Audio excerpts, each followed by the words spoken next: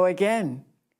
My name is Phyllis Italiano, and I am hosting the series of shows that are about the Democratic candidates for the different offices that we will be electing in November. And we're showing today one of the very, very special people.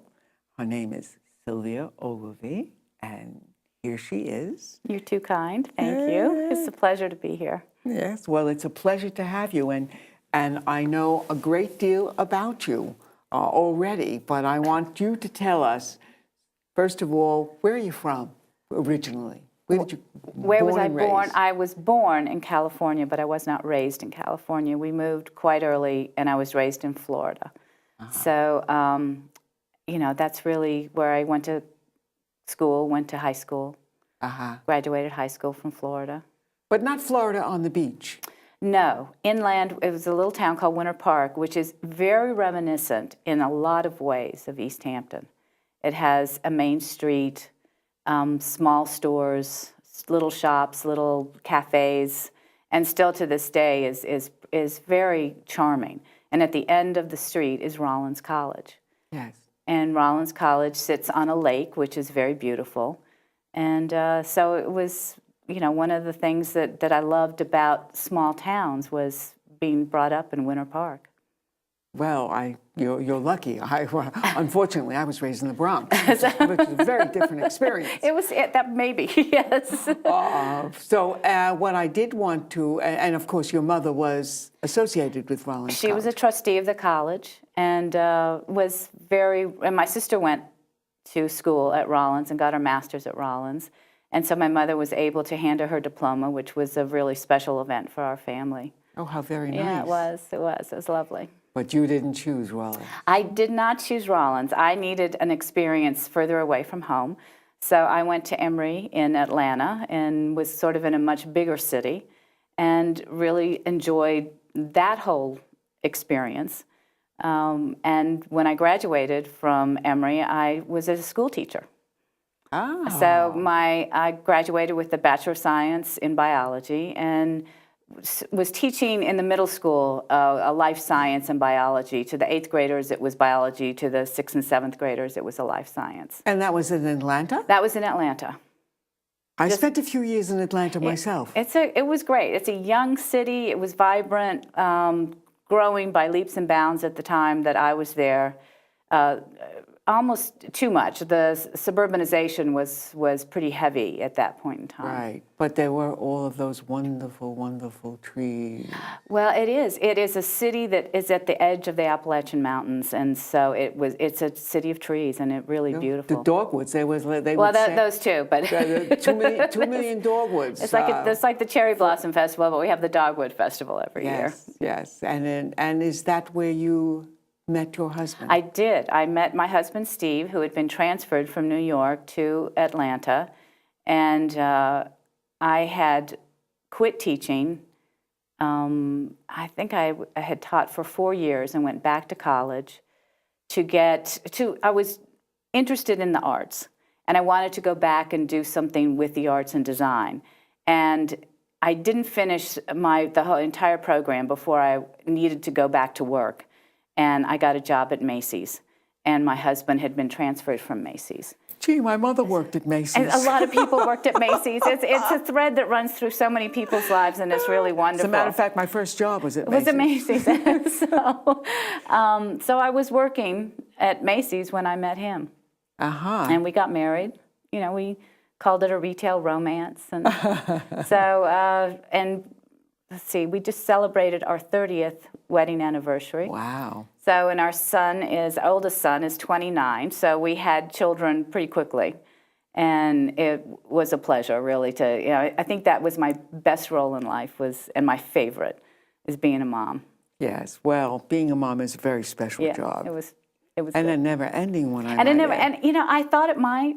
I thought that when you're laughing because it just doesn't end, and I'm so happy that it doesn't end. I thought, oh, they're going to go to college and they'll be gone, and it hasn't been that way. It's just brought more joy than almost anything. Especially if you have a house in East Hampton, then they'll never leave. Well, and my husband and I have discussed that. We said that, if you have a house here, they're going to bring their friends. In fact, my older son is bringing 4 friends out this weekend. So, which is, it's nice. It keeps me young. It keeps me active. And I hear what they're thinking and saying, and that's really important. Yes, that is. That is important to keep in touch with what's going on in the world and not vegetate into the old folks type of thinking. Yeah, I don't want to go there yet. Yeah, no, I don't blame you. I don't think I'll ever go there. I hope not.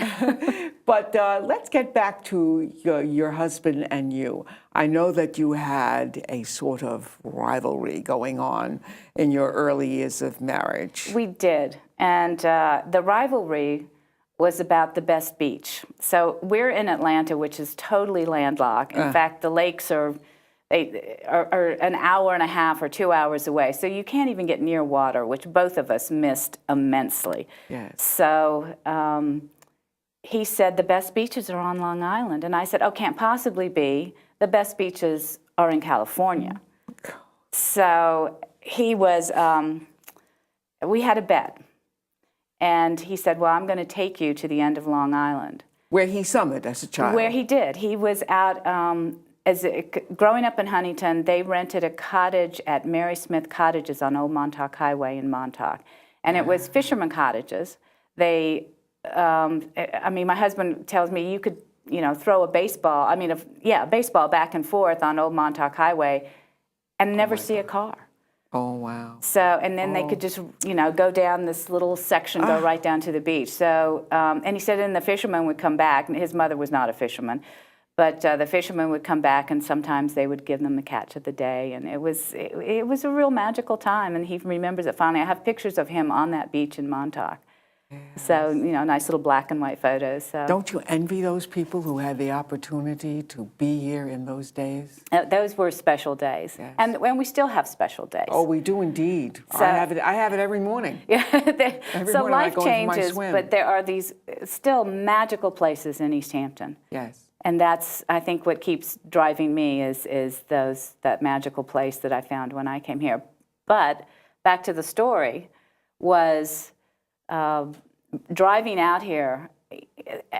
A lot of my friends have said they've hit a spot where they knew this was it. And there was a spot, and it actually wasn't in East Hampton yet. We were still driving through. It was just before Bridgehampton. And it occurred to me that I didn't want to leave this place ever. And so he won the bet. And that was a good thing. And I bet he's lorded it over you ever since. Well, yes, he has, and that's also probably a good thing. But because without that, I wouldn't be here right now. So yeah, I have the same thing. I, for many years went to Fire Island 35. And when I was driving out here, my friend Nora Ferrari invited me out here, and I said, "Oh my goodness gracious, such a long drive, and I could be on the boat going to Fire Island."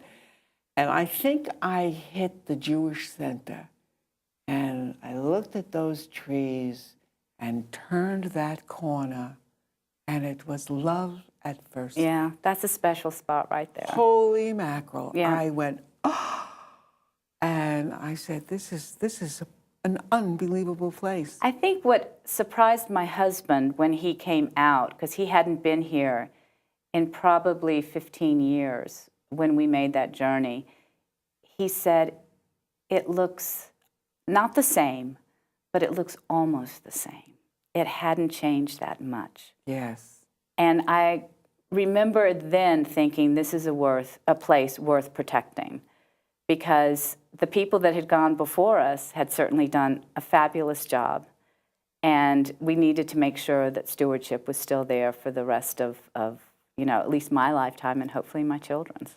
Yes, and our grandchildren. I hope so. Real soon. You don't have any yet. I have two, and I'm waiting. I'm waiting. I do anything to have them have the experiences that we have sometimes in just doing the simplest things like a turtle coming out of the woods, you know. Which is so much fun, or to see the fox, or to see the chipmunk. not the well, those we have too, but I sometimes try to run those off a little bit. Or the little voles that come and eat up your lawn. Oh, so they eat my vegetables. But the quail that are out here are beautiful, and the pheasant. And for a long time, we had a pheasant very near the house that would sit up, and you could hear him in the evenings. He would make a very particular sound. Well, and that was I live wonderful. on the end of 3 Mile Harbor, where we have Camp Blue Bay, and they have turkeys. And I'm telling you, those turkeys, one time, I just have to tell you this little story. One time I was in my house, it was in the wintertime, and I walked out, woke up, and there must have been 70 turkeys in my backyard. It was like, I mean, I had to go, you know, brush my teeth and stuff. I just sat there and watched them in awe. They were magnificent. Yeah. The wildlife is very spectacular. Yes, and it is such a special place that we live here. And so how did you get into the political life? You know, I got into it, and Joan Tulp is probably going to kill me for saying this, but I've said it to her before, and I've said it to her in front of other people, but she was someone that I met very early on, moving to Amagansett, and she said, you should come to a Citizens Advisory Committee meeting. You might like it. And I did go, and I don't think I ever, you know, I didn't miss a meeting after that. Mm-hmm. And that was really a place where you could go, and there were council people, you had a liaison. And so what you said there seemed to matter, and it would get passed on, so that there were concerns that Amagansett had, then there were concerns that Springs had. I'm trying to think, there was no East Hampton CAC at that time. There was just Amagansett, Montauk, and Wainscott and Springs. And so eventually I became head of that committee. And that was sort of, and there were some big issues going on at the time. And sometimes when it's issue-oriented, we were talking about grocery stores, we were talking about a corridor study that was taking place at that time.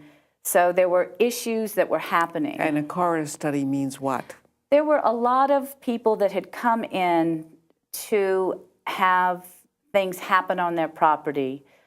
One of them I recall was Pat Struck came in for the farmer's market. She was thinking of building a building instead of the way it looks today, that she wanted to build a building there. Or they were going, she had just purchased what was Martell's, which is now,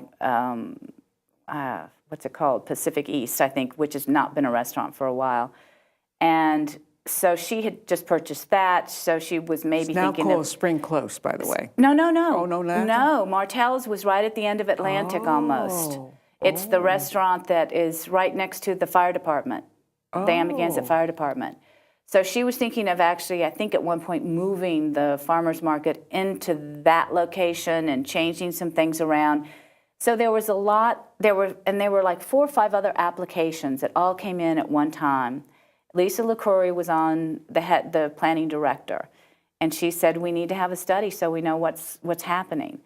And at the same time, the A&P, which is now the Walbaums, said they were going to lose their lease, so they were looking for another place to put a grocery store.